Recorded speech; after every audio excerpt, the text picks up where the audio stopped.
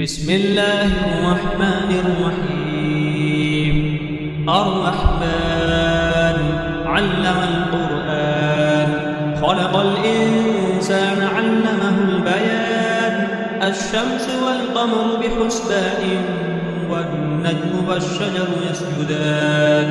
والسماء رفعها ووضع الميزان ألا تطغوا في الميزان وأقيموا الوزن بالقسط ولا تخسروا الميزان. والأرض وزعها للأنام فيها فاكهة والنخل ذات الأكمام والحب ذو العصف والريحان. فبأي آلاء ربكما تكذبان؟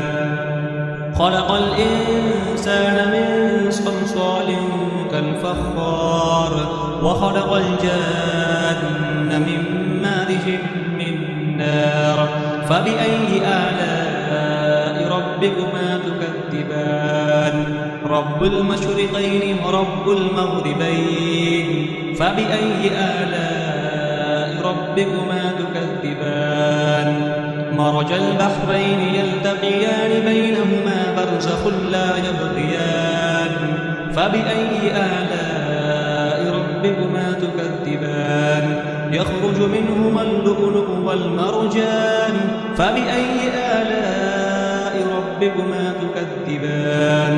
وله الجوار المنشآت في البحر كالأعلام. فبأي آلاء ربكما تكذبان؟ كل من عليها فان ويبقى وجه ربك ذو الجلال والإكرام.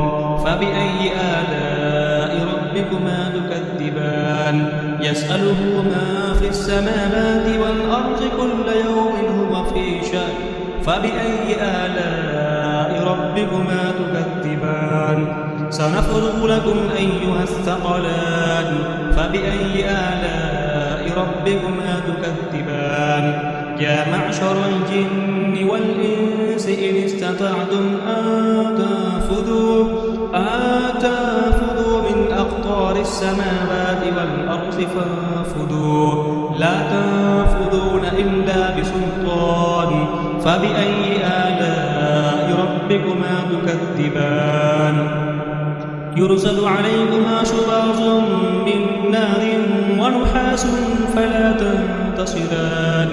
فبأي آلاء ربكما تكذبان؟ وإذا انشقت السماء فكانت وردة كالدهان. فبأي آلاء ربكما تكذبان؟ فيومئذ لا يسأل عن ذنبه إنس ولا جان. فبأي آلاء ربكما تكذبان؟ يعرف المجرمون بسيماهم فيؤخذ بالنباسي والأقدام. فبأي آلاء ربكما تكذبان؟ هذه جهنم التي يكذب بها المجرمون يطوفون بينها وبين حميم آن. فبأي آلاء ربكما تكذبان؟ ولمن خاف مقام ربه جنتان. فبأي آلاء ربكما تكذبان؟ ذواتا أفنان. فبأي آلاء ربكما تكذبان؟ فيهما عينان تجريان. فبأي آلاء ربكما تكذبان؟ فيهما من كل فاكهة زوجان. فبأي آلاء ربكما تكذبان؟ متكئين على فرش بطائنها من استبرق وجنى الجنتين دان.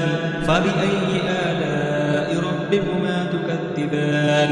فيهن قاصرات الطرف لم يطمثهن إنس قبلهم ولا جان. فبأي آلاء ربكما تكذبان؟ كأنهن الياقوت والمرجان.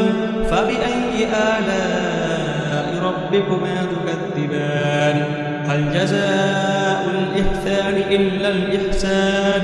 فبأي آلاء ربكما تكذبان ومن دونهما جنتان فبأي آلاء ربكما تكذبان مدهامتان فبأي آلاء ربكما تكذبان فيهما عينان نضاختان فبأي آلاء ربكما تكذبان فيهما فاكهة ونخل ورمان فبأي آلاء ربكما تكذبان فيهن خيرات حسان فبأي آلاء ربكما تكذبان حور مقصورات في الخيام فبأي آلاء ربكما تكذبان لم يطمثهن إنس قبلهم ولا جان